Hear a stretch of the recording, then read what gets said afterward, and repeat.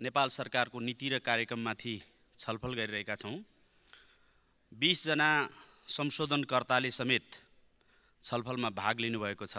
आफ्नो संशोधनको प्रस्तावमाथि आफ्ना जिकिरहरू, आफ्ना दाबीहरू प्रस्तुत गर्नुभएको छ।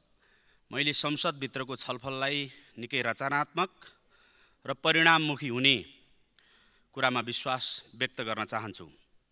विशेष गरी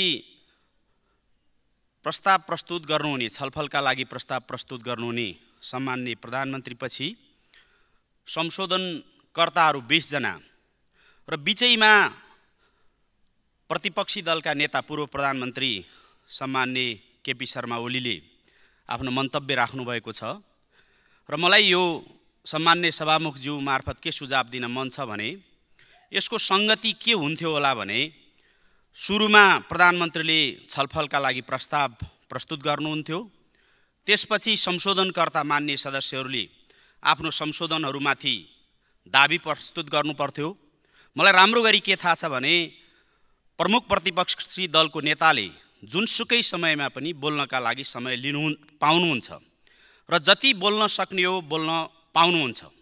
तर पनि संगति यस्तो हुन्थ्यो भन्ने लाग्छ मलाई, किनकि संशोधनहरू सुनिसकेपछि, संशोधनको दाबी सुनिसकेपछि छलफलमा भाग लिनु बढी संगतिपूर्ण देखिन्थ्यो र त्यो हिसाबले माननीय केपी शर्मा ओली पछि छलफलमा भाग लिने दोस्रो वक्ताको रूपमा म छु जस्तो लाग्छ मलाई।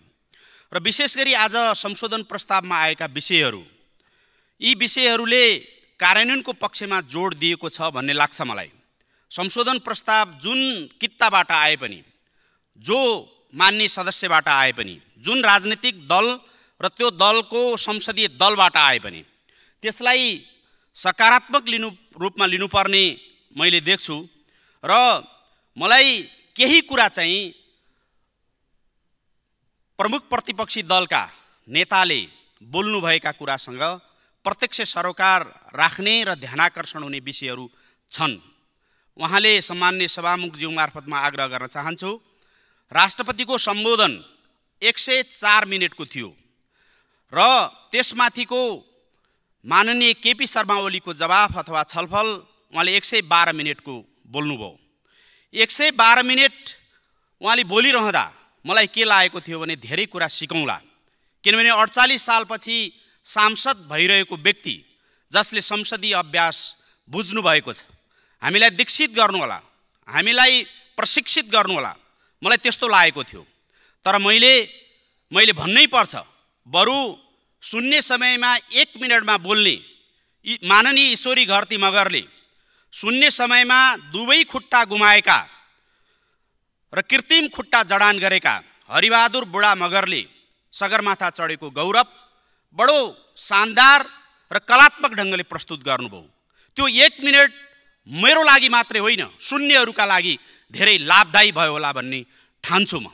यो संसद वास्तवमै सिक्ने र सिकाउने थलो पनि हो, पुरानाहरूले सिकाउनु पर्छ। सायद भर्खरै सम्माननीय संविधान सभाको अध्यक्ष यहाँबाट निस्किनु भयो, उहाँ भएको भए म उहाँलाई साक्षी राखेर भन्थेँ, किन पूर्व प्रधानमन्त्रीहरूलाई समयको पाबन्दी छैन, किन प्रमुख प्रतिपक्षी दलको नेतालाई समयको पाबन्दी छैन, किन छैन भने उहाँहरूले भनेका कुराबाट अरू नयाँ सांसदहरूले सिक्न सक्छन् भनेर सायद समयको पाबन्दी नगरिएको होला।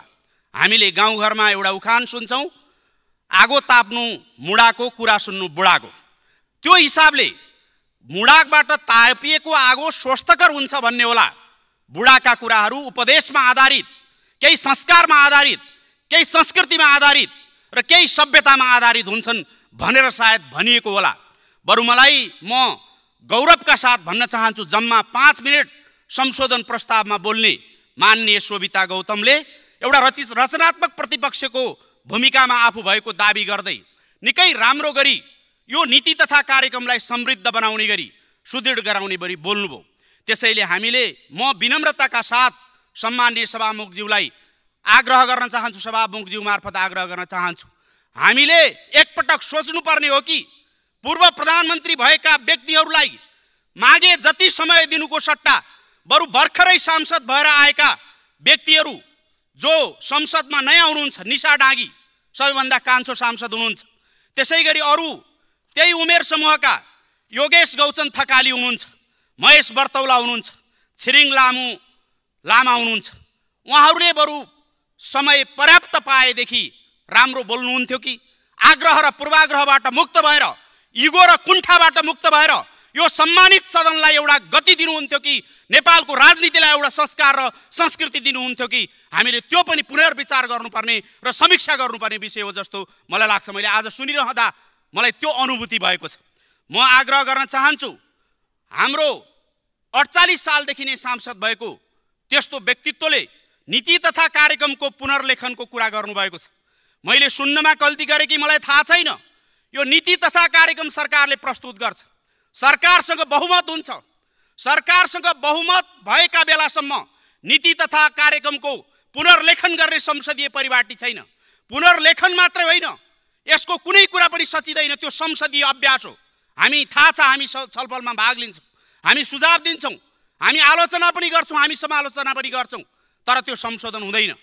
पुनर्लेखनको कुरा गरिरहँदा मलाई कता कता उहाँले पुनर्लेखन भन्दै हुनुहुन्छ कि सम्माननीय प्रधानमन्त्री पुष्पकमल दाहाल प्रचण्डको सरकारको पुनर्गठनको कुरा पो गर्दै हुनुहुन्छ कि हामीलाई केही थान सांसद पाएको भनेर आरोप लगाउँदै गर्दा केही थान सांसद पाउने लालचाले उहाँहरू कतै कतै त्यो लालचाबाट यदि ग्रसित हुनुहुन्छ कि जस्तो मलाई त्यो पनि अनुभूति भयो। र अरू थुप्रै विषयहरू वास्तवमै अहिले हामीले आफूले यतिखेर आफ्ना कमी कमजोरीलाई स्वीकार्न सक्यौँ, सेल्फ क्रिटिसिजमको बाटोबाट हामीले आफूलाई यदि जान सक्यौँ, लान सक्यौँ भने मात्रै लोकतन्त्रलाई हामी बलियो बनाउन सक्छौँ, लोकतन्त्रलाई एउटा सभ्यताको बाटोमा हिँडाउन सक्छौँ। यदि हामीले त्यो सकेनौँ भने कुनै पनि हिसाबले लोकतन्त्र बलियो हुन सक्दैन।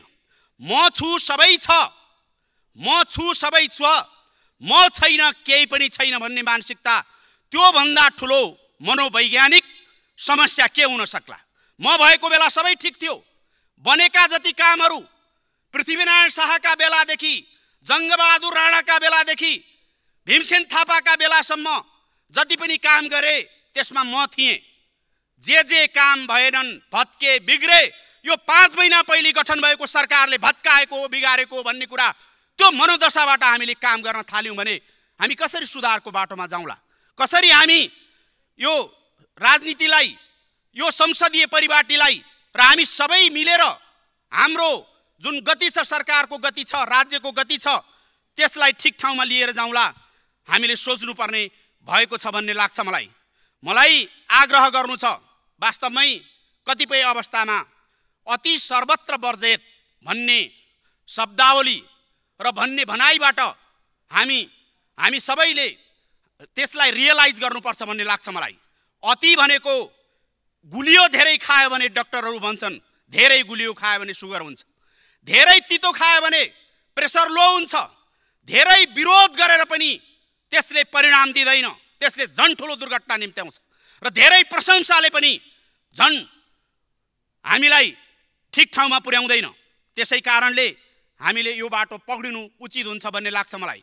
अर्को कुरा भन्नु छ, हामी बढ्ता गफाडी भएछौँ, हाम्रो संस्कार बढ्ता गफाडी भएछ। कामकाजीबाट जब समाज गफाडी बाटोमा जान्छ, कामकाजी बाटो छोडेर जब गफाडी बन्न थाल्छौँ हामी, त्यसपछि हामीले परिणाम दिन सक्दैनौँ। गफ पनि कस्तो दिने भने हामी रचनात्मक र ज्ञानवर्धक गफ दिने होइन, आलोचना लान्छना लगाउने, अरूलाई आत्मप्रशंसा र परनिन्दाको बाटो पक्रिने, यो कामले हामीलाई फाइदा गर्दैन। अर्को मैले भन्नै पर्ने कुरा, यहाँ कतिपय प्रस्तुत भएका तथ्यहरू, तथ्याङ्कहरू, ती तथ्यहरू सत्यमा आधारित छैनन्, तथ्यमा आधारित छैनन्, झुटमा आधारित छन्। तथ्याङ्कहरू मिथ्याङ्कमा आधारित छन्। ती तथ्याङ्क र मिथ्याङ्कलाई दुनियाँले पत्याइदिनु परे, सबैले सुनिदिनु पर्ने, यो कुराले वास्तवमै हामीलाई ठिक ठाउँमा पुर्याउन सक्दैन। त्यसैले म सम्माननीय सभामुखज्यू मार्फत मलाई त्यहाँ बस्दा बस्दै एउटा अनुभूति भयो, एउटा सत्र, एउटा बैठक हाम्रो यस्तो कार्यसूचीको राखौँ, हाम्रा पूर्व प्रधानमन्त्री भएकाहरूलाई आलो पालो रोस्टममा बोलाउँ र भनौँ, तपाईँले यो यत्रो वर्ष राजनीति गर्नुभयो, संसदमा आउनुभयो, सरकारमा आउनुभयो, प्रधानमन्त्री हुनुभयो, मन्त्री हुनुभयो, तपाईँ के सबै हिसाबले दुधले नुहाइएको हुनुहुन्छ त? हुनुहुन्न। कमजोरी छन् भने तपाईले पनि यहाँ आएर मेरा जीवनमा, मेरा राजनीतिक जीवनमा यी कमी कमजोरी भयो भनेर आफ्ना कमजोरी मात्रै बताउने एउटा कार्यसूची उहाँहरूलाई राख्न लगाउने कि नलगाउने म त्यो सम्माननीय सभामुखज्यू मार्फत चुनौती दिन चाहन्छु। त्यसैगरी वास्तवमा हामी सबैले सुन्यौं, यहाँ उभिएर यहाँ जति पनि कामहरू भएका छन् त्यो सबै हामीले गरेका छौं, मैले गरेको छु र नभएका कामहरू अरूलाई दोषारोपण गर्ने काम सुनिएको छ। त्यसैले यो कुरामा म सम्मानित सदनलाई विनम्रताका साथ आग्रह गर्न चाहन्छु, हामीले सही बाटो पक्ड्यौं, एउटा ज्ञानको बाटो, एउटा विजडमको बाटो, एउटा रेसनलको बाटो, एउटा तथ्य र तर्कमा आधारित बाटो र हामीले मेरो आलोचना मैले गर्न सक्ने नीति तथा कार्यक्रममाथि छलफल गर्दै गर्दा मैले पनि यहाँ उभिएर सत्ता पक्षको सांसदले यी कमी कमजोरी भए भनेर भन्न सक्ने बाटो, प्रतिपक्षीको सांसदले बोल्न आउँदा पनि यो पक्ष राम्रो छ, यो पक्षमा सुधार गर्नुपर्छ भन्ने बाटो, यो बाटो पक्डिनुपर्ने अहिलेको आवश्यकता हो भन्ने लाग्छ। विशेष गरी म के आग्रह गर्न चाहन्छु भने धेरै भिजनरी र आशलाग्दा विषयहरू यसमा आएका छन्। विशेष गरी संघीय लोकतान्त्रिक गणतन्त्रको संविधान, समावेशी समानुपातिक संविधान, समानुपातिक र समावेशी संविधानलाई प्रवर्धन गर्ने खालका, बलियो बनाउने खालका नीतिगत कुराहरू पनि आएका छन्, कार्यक्रमगत कुरा पनि आएका छन्। जस्तो विद्यमान कर प्रणालीमा पुनरावलोकन गर्ने, तीनै तहको सरकारको बजेट निर्माणदेखि कार्यान्वयनको प्रक्रियासम्म पुनरावलोकन गरी पुँजी वृद्धि गर्ने, दिगो र हरित अर्थतन्त्रको आधार तयार गरी वित्तीय स्थायित्व कायम गर्ने, राष्ट्रिय सहकारी नीतिमा परिमार्जन गर्ने, पुँजी बजारको विकास र विस्तारको लागि संरचनागत सुधार गर्ने, वर्तमान परिवेशमा असान्दर्भिक भएका कार्यमा दोहोरोपना भएका उद्देश्य अनुसार सञ्चालन हुन सकेका सरकारी कार्यालय, सार्वजनिक संस्था, विकास समिति तथा कोषहरूलाई एक आपसमा गाभ्ने वा खारेज गर्ने, राष्ट्रिय योजना आयोगलाई पुनर्संरचना गरी नीति योजना तथा अनुगमनको केन्द्रीय निकायको रूपमा विकास गर्ने, औद्योगिक विकासलाई तीव्रता दिन आवश्यक सुधार गर्ने, पर्यटन ऐनमा समयानुकूल परिमार्जन गर्ने, ऊर्जा नीतिलाई समसामयिक बनाइने, समानुपातिक विज्ञापन प्रणाली लागू गरिने, यो ढङ्गका राम्रा नीतिहरू पनि आएका छन् र केही परिणाममुखी कार्यक्रमहरू पनि आएका छन्। यद्यपि तिनलाई नाराका रूपमा यहाँ व्यङ्ग्य गर्ने कोसिस पनि भयो। ठिक छ, हामीले सैद्धान्तिक दृष्टिकोणले तिनको प्रतिवाद गर्नु ठिक छ, तर पनि नाराका रूपमै आएका भए पनि ती बडो दूरगामी महत्त्वका, प्रभावकारी र उत्साह सिर्जना गर्ने, आशा सिर्जना गर्ने कार्यक्रमका रूपमा आएका छन्। जस्तो वडा तहमा सहुलियत खाद्यान्न पसलको स्थापना गर्ने, प्रत्येक पालिकामा शीतगृह, एक टोल एक सामुदायिक कृषि उत्पादन, एक वडा एक विशेष उत्पादन, एक पालिका एक उत्पादन क्षेत्र, make in Nepal made in Nepal अभियान, हाम्रो सम्पदा राम्रो सम्पदा, एक प्रदेश एक सांस्कृतिक ग्राम, सबैका लागि सधैँका लागि आकर्षक गन्तव्य, एक पूर्वाधार निर्माणमा 2 शिफ्ट काम गर्ने, एक घर एक धारा, विद्यालयमा विद्यार्थीलाई ल्याउने, सिकाउने र टिकाउने, पढ्दै कमाउँदै पढ्दै कार्यक्रम सञ्चालन गर्ने, हाम्रो स्कुल बनाऊ राम्रो स्कुल अभियान, एक स्थानीय तह एक स्मार्ट विद्यालय, प्रत्येक वडामा आधारभूत स्वास्थ्य परीक्षण, त्यसैगरी हरेक विद्यालयमा खेल शिक्षक, एक वडा एक खेल मैदान, एक पालिका एक कबड हल, गोर्खामा जनजाति र संस्कृतिको पहिचानलाई झल्किने गरी जीवन्त सङ्ग्रहालयको स्थापना गर्ने लगायतका महत्त्वपूर्ण कार्यक्रमहरू यो यसमा समेटिएका छन्। यी कार्यक्रमहरूले वास्तवमै समाजवाद उन्मुख अर्थतन्त्र निर्माण गर्ने दिशामा हाम्रो संविधानको मर्म अनुसार हाम्रो संविधानलाई समावेशी, समानुपातिक र सीमान्तकृत वर्गको असमानताको अन्त्य गर्ने र समृद्धि स्थापित गर्ने दिशामा यी कार्यक्रमहरू महत्त्वपूर्ण कोसेढुङ्गा साबित हुन्छन् भन्ने कुरा नीति तथा कार्यक्रमको शब्दावलीमै लेखिएको छ। म विश्वास व्यक्त गर्दछु। केवल अघि यहाँ माननीय श्याम घिमिरेले भन्नुभएको थियो, जम्मी 37% मात्रै नीति तथा कार्यक्रममा लेखिएका कुराहरू कार्यान्वयन हुने त्यो नियति हामीले भोगिरहेका छौँ। आज मात्रै अर्थ समितिमा महालेखा परीक्षकका प्रतिनिधिहरूले, पदाधिकारीहरूले त्यो कुरा बताएको कुरा उहाँ भन्दै हुनुहुन्थ्यो। त्यसो हो भने यसलाई कार्यान्वयन गर्नका लागि के गर्नुपर्छ हामीले? विशेष गरी नीति तथा कार्यक्रम निर्माण गर्दा दुईटा कुरामा हामीले ध्यान दिनुपर्छ जस्तो लाग्छ। अघि चर्चा भयो, यो बजेटको सिद्धान्त र प्राथमिकता हामीले पहिले छलफल गऱ्यौँ, त्यसबाट हामीले धेरै कुरा सिक्यौँ, त्यसबाट धेरै कुरा प्राप्त गऱ्यौँ, त्यसबाट थप सुदृढ हुने हामीले त्यो अवसर प्राप्त गऱ्यौँ। अब हामी बजेट ल्याउँदैछौँ जेठ 15 गतेका दिन, आज नीति तथा कार्यक्रममा छलफल गर्दैछौँ।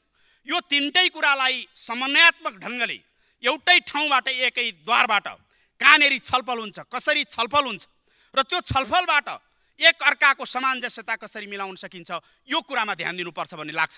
म सम्माननीय सभामुखज्यू मार्फत हाम्रो सदन र नेपाल सरकारलाई पनि आग्रह गर्न चाहन्छु, आगामी दिनमा हामीले यो बाटोलाई प्रभावकारी बनाउने, चुस्त बनाउने र समन्वयात्मक बाटोबाट लिएर जाने काम गर्नुपर्छ। यो पहिलो काम।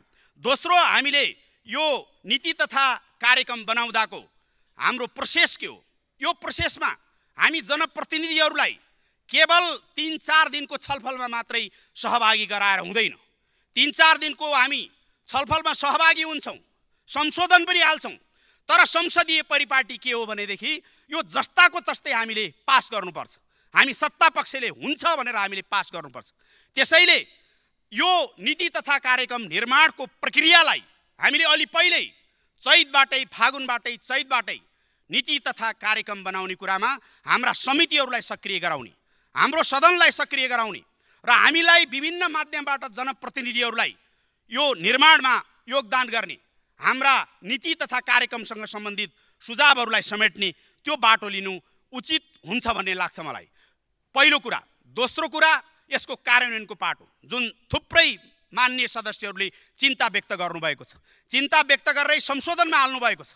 यसलाई कार्यान्वयन हिजोका दिनमा केवल त्यति 37% मात्रै भयो भने 63% त कार्यान्वयन भएको छैन। अझ कतिपय सांसदहरूले 20% मात्रै कार्यान्वयन भएको कुरा पनि भन्दै हुनुहुन्थ्यो। त्यसो हो भने आगामी दिनमा नीति तथा कार्यक्रम त बन्यो, यसलाई कार्यान्वयन गर्नका लागि मुख्य गरी राजनीतिक नेतृत्वको सङ्कल्प, त्यो सङ्कल्पको आवश्यकता हुन्छ। हाम्रो सङ्कल्प के हो? त्यो सङ्कल्प अनुसारको कार्यान्वयनका लागि आवश्यक पर्ने कानुनहरू के हुन् र त्यो कानुन अनुसारका निर्माण हुनुपर्ने संरचनाहरू के हुन्, त्यसमा पनि हामीले विशेष ध्यान दिनुपर्छ भन्ने मलाई लाग्छ। र विशेष गरी केही कुराहरू निकै उत्साहपूर्ण किसिमले आएका छन्। हामी बुँदा नम्बर 11 मा आएको एउटा विषयबाट हामी निकै उत्साहित छौँ। हामी मानव विकास सूचकाङ्कमा पछाडि परेका जिल्लाका सांसदहरू भेला भएर हामीले प्रधानमन्त्रीज्यू मार्फत मानव विकास सूचकाङ्कमा भएका 10 जिल्ला, कम्तीमा पनि यसपटक 10 जिल्लालाई, बटम 10 लाई विशेष प्राथमिकता दिनुपर्छ। हामीले एक प्रकारले उहाँलाई भेट्ने र अभियान चलाउने नै गरेका थियौँ। त्यो कुरालाई राम्रो गरी संशोधन गरिएको छ। मानव विकास सूचकाङ्कका अङ्कको पछाडि परेका 10 जिल्लाहरू, 10 भनेर तोकिएको छैन नीति तथा कार्यक्रममा, जिल्लाहरू जो कर्णाली प्रदेशमा पर्दछन्, ती जिल्लाहरू सुदूरपश्चिम प्रदेशमा पर्दछन्, मधेस प्रदेशमा पर्दछन्, ती जिल्लाहरूमा विशेष कार्यक्रम लागू गर्ने भनेर भन्नुभएको छ। र हामीले प्रधानमन्त्रीज्यूलाई भेट्दै गर्दा र अरू मन्त्रीहरूज्यूसँग छलफल गर्दै गर्दा हामीले यो पनि भनेका थियौँ, समानता प्रवर्धनका लागि खुसी प्लस भन्ने कार्यक्रम यो ठाउँहरूमा राखिदिनुहोस्। त्यसले गर्दा पछाडि परेका 10 जिल्लालाई हामी विभिन्न मोडलमा समानता असमानता हटाउने गरी, समृद्धि विकसित गर्ने गरी, समृद्धि स्थापित गर्ने गरी काम गर्न सक्छौँ। जस्तो टप 10 मा भएका 10 जिल्लाले बटम 10 मा भएका 10 जिल्लालाई सद्भावका दृष्टिकोणले सहयोग गर्ने मोडालिटी पनि हामी विकसित गर्न सक्छौँ। एउटा ठुलो अस्पतालले जोसँग प्रशस्तै पुँजी छ, विकट गाउँमा भएको एउटा सानो र साधन र स्रोत नभएको अस्पताललाई सहयोग गर्न सक्दछ। काठमाडौँले कालीकोटलाई सहयोग गर्न सक्दछ। त्यस्तो साइनो, त्यस्तो नाता गाँच्ने त्यो प्रबन्ध मिलाइदिउँ। अथवा यो पनि गर्न सक्छौँ, हामी टप 10 मा भएका 10 जिल्लाबाट न्यूनतम प्रतिशत बजेट बटम 10 मा भएका जिल्लाहरूलाई हामीले त्यो स्थानान्तरण गरिदिउँ, त्यसलाई त्यतापट्टि लगाइदिउँ, जसले गर्दा जुन असमानतालाई अन्त्य गर्ने हाम्रो ध्येय छ, त्यो ध्येयमा हामी सफलता प्राप्त गर्छौँ भनेका थियौँ। यसलाई महत्त्वका साथ राखिएको छ। यसबाट हामी निकै आशावादी छौँ। यसबाट केवल हामी बटम 10 मा भएका जिल्लाहरू, अहिले भएका जिल्ला आशावादी हुने कुरा छैन। यसलाई एउटा स्थायी प्रबन्ध गर्यो भने अहिले बटम 10 मा भएका जिल्लाहरू भोलि माथि चढ्न सक्छन्। अनि जो तल हुन्छ 77औं 76औं 75औं जो हुन्छ त्यसले नै सधैँ विशेष प्राथमिकता स्वास्थ्यमा, शिक्षामा, रोजगारीमा, भौतिक पूर्वाधारमा विशेष प्राथमिकता प्राप्त गर्न सक्छ। त्यो एउटा व्यवस्था अगाडि बढाउँ भन्ने कुरा हामीले गरेका थियौँ। त्यसबाट हामी निकै उत्साहित भएका छौँ। त्यसैगरी अरू थुप्रै विषय जस्तो अहिले राजमार्गहरूको कुरा आयो। राजमार्गको कुरा गर्ने सन्दर्भमा हुलाकी राजमार्ग छ पूर्व पश्चिम, जसले जोड्दछ, जसको पूर्व पश्चिमको कनेक्टिभिटीको लागि। त्योभन्दा अलि माथि आयो पूर्व पश्चिम राजमार्ग छ। त्योभन्दा माथि आयो चुरेको फेदबाट मदन भण्डारी राजमार्ग छ। त्योभन्दा माथि मध्य पहाडी राजमार्ग छ। यी चारै राजमार्गहरू मेचीदेखि महाकालीसम्म फैलिएका छन्। तर मेचीदेखि महाकालीसम्म यिनीहरू फैलिँदा पनि थुप्रै जिल्लाहरू छुटेका छन्। हिमाली र उच्च पहाडी जिल्लाहरू छुटेका छन्। दार्चुलादेखि ताप्लेजुङसम्मका थुप्रै जिल्लाहरू छुटेका छन्। त्यसैले उत्तरतिर छुटेका जिल्लाहरूलाई जोड्नका लागि उत्तर दक्षिण राजमार्गहरू, महाकाली करिडोर, कर्णाली करिडोर, सेती लोकमार्ग, गण्डकी करिडोर, कोशी करिडोर लगायतका जो उत्तर र दक्षिण जोड्ने राजमार्ग छन् यिनीहरूलाई चाँडोभन्दा चाँडो सम्पन्न गर्न सकियो भने पूर्व पश्चिम र उत्तर दक्षिणको कनेक्टिभिटी सम्भव हुन्छ। यो कुरा पनि हाम्रो नीति तथा कार्यक्रममा आएको छ। अझ यसलाई व्यवस्थित ढङ्गले कार्यान्वयन हुने गरी, कार्यान्वयन गर्ने मार्गचित्रका साथ, कार्यान्वयन गर्ने एउटा कार्ययोजनाका साथ अगाडि बढाउन सकियो भने त्यसले प्रतिफल देला भन्ने मलाई लाग्छ। त्यसैगरी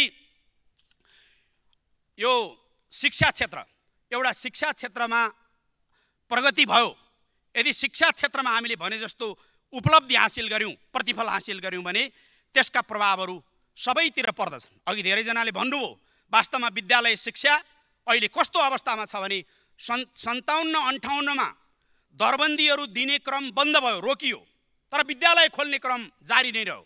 अहिलेसम्म पनि विद्यालयको सङ्ख्या बढिरहेको छ, दरबन्दी जतिको तति नै छ।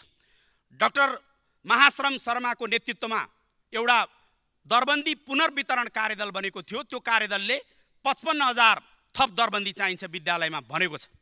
55,000 थप दरबन्दी दिने प्रबन्ध सरकारसँग लगानी अभिवृद्धि गर्ने के अवस्था छ? त्यसो हो भने कतिपय ठाउँमा असन्तुलन छन् भन्ने पनि प्रतिवेदन उसले दिएको छ। सहरमा दरबन्दीहरू धेरै छन्। सहर मात्रै होइन, पहाडी जिल्लाका विकट जिल्लाहरूका पनि सदरमुकाममा दरबन्दी, सदरमुकामका स्कुललाई तुलनात्मक रूपमा बढी दरबन्दी छ। तर त्यही पनि दूरदराजका ठाउँमा दरबन्दीहरू छैनन्। एकातिर हामीले दरबन्दी थप्ने सोच्नु पर्यो भने अर्कातिर दरबन्दीको पुनरावलोकन गर्ने, जसरी कर्मचारी समायोजन गर्यौँ ठिक त्यसरी नै शिक्षक समायोजन पनि अहिलेको आवश्यकता हो। होइन भने एउटा पनि माविको दरबन्दी नभएका स्कुलहरू माध्यमिक विद्यालय तह चलाइरहेका छन्। त्यसरी विद्यालय चलाउनुको परिणाम के हुन्छ भने अभिभावकले मेरै गाउँको विद्यालयमा मेरो छोराछोरी पढिरहेको छ भन्ने इगो त उसले राख्ला, त्यो दम्भ अथवा त्यो आत्मगौरव त गर्ला, तर विद्यार्थीको भविष्य नाजुक हुन्छ। त्यसैले हामीले गम्भीरतापूर्वक सोच्नुपर्नेछ। त्यसैगरी उच्च शिक्षा पनि यो नीति तथा कार्यक्रममा उच्च शिक्षाका लागि एउटा उच्च स्तरीय आयोग गठन गर्ने भनिएको छ। पहिल्यै गठन भएको आयोगको प्रतिवेदन सार्वजनिक भएको छैन अझै पनि। त्यो आयोगको प्रतिवेदन किन सार्वजनिक भएको छैन र अब बन्ने आयोगले कस्तो प्रतिवेदन तयार गर्ने हो त्यो कुरामा पनि हामीले सोच्नुपर्ने छ एकातिर भने। अर्कोतिर प्राध्यापकहरू पनि केन्द्रमा, काठमाडौँको केन्द्रीय क्याम्पसमा, किर्तिपुरको केन्द्रीय क्याम्पसमा कतिपय प्राध्यापकले महिनौसम्म पनि एउटा पिरियड पढाउनु पर्ने उनीहरूको पालो आउँदैन। म के आग्रह गर्न चाहन्छु भने यो प्राध्यापक समायोजनको काम पनि हामी केही समय गरिदिउँ। यहाँ पढाउँदै गरेका प्राध्यापक डाक्टरहरू जसले पढाउनै पर्दैन, उहाँहरू विकट गाउँका क्याम्पसहरूमा गएर 6 महिना वर्ष दिन मात्रै बसिदिनु भयो भने उहाँहरूले विद्यार्थीलाई पनि पढाउनुहुन्छ, उहाँहरूले त्यहाँका टिचरलाई पनि पढाउनुहुन्छ।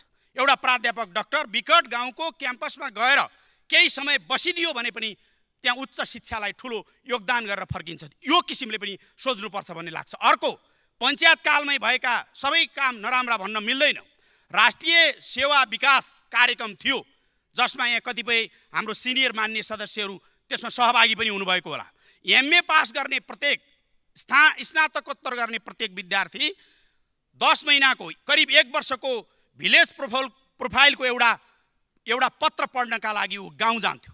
त्यो राष्ट्रिय विकास सेवा कार्यक्रमलाई हामीले पुनर्स्थापित गर्दियौँ, जसले गर्दा फेरि सञ्चालन गर्दियौँ, जसले गर्दा स्नातकोत्तर गर्दै गरेका प्रत्येक विद्यार्थीहरू जसले गाउँ जान्छन् गाउँ बुझेर आउँछ। अझ सम्भव हुन्छ भने पूर्वको विद्यार्थीलाई पश्चिम, पश्चिमको विद्यार्थीलाई पूर्व, तराईको विद्यार्थीलाई पहाड, पहाडको विद्यार्थीलाई तराई, त्यसरी पठाउन सक्यौँ भनेदेखि उसले देश बुझेर पनि आउँछ। विद्यालयमा विषयगत शिक्षक नपाएका विद्यार्थीहरूले न्याय पाउँछन्, उचित शिक्षा पाउँछन्। त्यो ढङ्गले पनि सोच्ने गरी यहाँ विषयहरू आएका छन्। यी विषयलाई यो मार्गचित्रका साथ अगाडि बढाउँ, कार्यान्वयनमुखी दिशामा लिएर जाउँ भन्ने मलाई लाग्छ। त्यसै गरी थुप्रै विषयहरू जस्तो कृषिको क्षेत्रमा रैथाने बालीको प्रवर्धनको विषय पनि आएको छ। रैथाने बालीको प्रवर्धन जसमा रोजगारी सिर्जना गर्ने, युवाहरूलाई त्यो रोजगारीतिर आकर्षित गर्ने। रैथाने बालीहरू जहाँ धान लाउन ठुलो प्रयत्न गर्दा पनि सिँचाइ पुग्दैन, तर त्यहाँ कोदो फल्छ, अघि नै भन्नुभयो जस्तो टिमुर फल्छ। र अहिले बाँदरको समस्या जुन कुरा उठेको छ संसदमा, कतिपय बालीहरू यस्तो रहेछ, रैथाने बालीहरू, वनस्पतिहरू बाँदरले छुँदै नछुने, बाँदरले हस्तक्षेपै नगर्ने, बाँदर त्यसमा जाँदै नजाने, चलाउँदै नचलाउने बाली पनि रहेछ। त्यस्तो ठाउँमा यदि हामीले युवाहरूलाई यही देशमा भविष्य छ भनेर कृषितिर लगाइदिने, कृषि उद्यमतिर लगाइदिने, उनीहरूलाई लगानी गर्नका लागि वित्तीय व्यवस्था न्यूनतम ब्याजमा या ब्याज बिना नै ऋण उपलब्ध गराइदिने, अनुदान दिने, अनुदान दिँदा पनि न्यायोचित ढङ्गले त्यो ठाउँमा दिने हो भने हामीले देशभरि नै हाम्रो माटो यस्तो माटो छ, केही न केही नफल्ने माटो नेपालमा मेची, महाकाली कहीँ पनि छैन। त्यस्तो ठाउँमा हामीले चाहिँ उनीहरूलाई प्रवृत्त गराउने। त्यसै गरी यसमा समावेश भएको विषय अर्को महत्त्वपूर्ण के छ भने वन जोगाउने, पर्यावरण पनि जोगाउने, तर त्यसभित्र जङ्गलभित्र केवल रुखहरू मात्रै होइन, हामीलाई केही पनि नदिने रुखहरू होइन कि त्यो रुखभित्र, जङ्गलभित्र हामीले बहुमूल्य जडीबुटीको खेती गर्ने। बहुमूल्य जडीबुटीको खेतीले हामीलाई वास्तवमै ठुलो उपलब्धि दिन सक्छ, ठुलो आय आर्जन हुन सक्छ, प्रतिफलमुखी हुन सक्छ भन्ने मलाई लाग्छ। त्यसै गरी अर्को एउटा महत्त्वपूर्ण विषय मैले अस्तिको यो सिद्धान्त तथा प्राथमिकतामा बोल्दै गर्दा समय सिद्धिएको थियो। त्यो विषय भनेको के हो भने भौगोलिक हिसाबले पनि विविधतापूर्ण छ हाम्रो राजनीतिक विभाजन समेत, राजनीतिक भौगोलिक विभाजन पनि विविधतापूर्ण छ। जस्तो हुम्लाको नामखा भन्ने गाउँपालिका नेपालका 61वटा जिल्लाभन्दा ठुलो छ। नेपालका 61वटा जिल्ला साना छन्, त्यो नामखा भन्ने गाउँपालिका ठुलो छ। मेरो आफ्नै बाजुराको हिमाली गाउँपालिका 830 वर्ग किलोमिटरको छ, त्यो कतिपय जिल्लाभन्दा ठुलो छ। ती ठाउँहरूमा जनसङ्ख्या छैन। नामखाको जम्मा 3900 जनसङ्ख्या छ, 2420 वर्ग किलोमिटरमा फैलिएको छ। यो भक्तपुर 6.5 वर्ग किलोमिटरमा फैलिएको छ, तर 80,000 जनसङ्ख्या छ। यस्तो विविधता भएको ठाउँमा हामीले एकीकृत बस्ती विकासको कन्सेप्ट, जुन कुरा चाहिँ सुशील कोइराला प्रधानमन्त्री हुनुभएको बेला बाजुरालाई पाइलट प्रोजेक्ट बनाएर बाजुराको बस्तीलाई एकीकृत बनाउने, जोखिमपूर्ण बस्ती, यो रसुवा भूकम्पको बेला जोखिमपूर्ण बस्ती छ भनेर धेरै तथ्याङ्कहरू, धेरै अनुसन्धान र अध्ययनहरू भएका थिए। त्यसैले ठुलो भूगोल भएका ठाउँहरू, जनसङ्ख्या कम भएका ठाउँहरूमा एकीकृत बस्ती विकास गर्ने। एकीकृत बस्ती विकास भयो भने स्वास्थ्य एकै ठाउँमा हुन्छ, शिक्षाको लागि विद्यालय एकै ठाउँमा हुन्छ, क्याम्पस एकै ठाउँमा हुन्छ, ढल खानेपानी सबैको प्रबन्ध एकै ठाउँमा हुन्छ। अनि बाँकी रहेको भूगोल, विशाल भूगोल जुन छ, त्यो भूगोलभित्र अघि नै भनिए जस्तो जडीबुटीको खेती गर्ने, व्यावसायिक जडीबुटीको खेती गर्ने, व्यावसायिक जडीबुटीको खेतीका माध्यमबाट युवाहरूलाई त्यतापट्टि परिचालित गर्ने काम महत्त्वपूर्ण हुन्छ भन्ने लाग्छ मलाई। यी सबै कुरा भनिरहँदा यो सबै कुरामा चाहिने भनेको लगानी नै हो। त्यसैले लगानी भित्राउनका लागि लगानी मैत्री वातावरण बनाउन जरुरी छ। हामी कहाँ सबैभन्दा चुनौती भनेको लगानी मैत्री वातावरण छैन। कोही विदेशबाट लगानी गर्न आउने विदेशीले पनि लगानी मैत्री वातावरण देख्दैन। आयो हेऱ्यो भने पनि कतिपय बिचौलियाले उसलाई भड्काउने कोसिस गर्छन्। यहाँ लगानी गर्ने अवस्था छैन भनेर आफ्नो स्वार्थका लागि भड्काउने कोसिस गर्छन्। त्यसैले बढीभन्दा बढी लगानी हामीले भित्राउने, विदेशीको लगानी, स्वदेशीको लगानी, गैर आवासीय नेपालीको लगानी पनि भित्राउने र समृद्धिका लागि हामीले ध्यान दिनुपर्ने कुरा के हो भने यो सबैको केन्द्रबिन्दुमा मान्छे छ। शिक्षाको कुरा गर्दा केन्द्रबिन्दुमा विद्यार्थी छ। हामीले खेल मैदानको कुरा गर्दा केन्द्रबिन्दुमा खेलाडी छ। कृषिको कुरा गर्दा केन्द्रबिन्दुमा कृषक छ। यो कोणबाट मान्छेलाई केन्द्रबिन्दुमा राखेर मान्छे सबैलाई परिचालित गर्ने, हामीसँग 67 लाख परिवार छन् नेपालभरि। त्यो 67 लाख परिवारलाई नै हाम्रो नीति तथा कार्यक्रम लिएर हाम्रो आउने बजेटले चलायमान गर्ने गरी, झकझक्याउने गरी, केही न केही काम दिने गरी, केही न केही माम दिने गरी, सक्रिय गराउने गरी काम गर्न सक्यौँ भनेदेखि हामी सफलता प्राप्त गर्छौँ। यो बाटोबाट हामी सबैले मिलेर देश निर्माण गर्ने, समृद्धि प्राप्त गर्ने बाटोमा अगाडि जाने प्रतिबद्धता गरौँ। यो नीति र कार्यक्रमबाट यही कुराको एउटा समन्वय, सहकार्य, अघि नै मानेज्यू प्रतिपक्षी समय दलको सकिएको नेताले जानकारी भन्नुभएकै गराउन छ चाहन्छु। समन्वय र सहकार्यको बाटो जरुरी छ। यही बाटोबाट अगाडि बढौँ। धन्यवाद। जय नेपाल।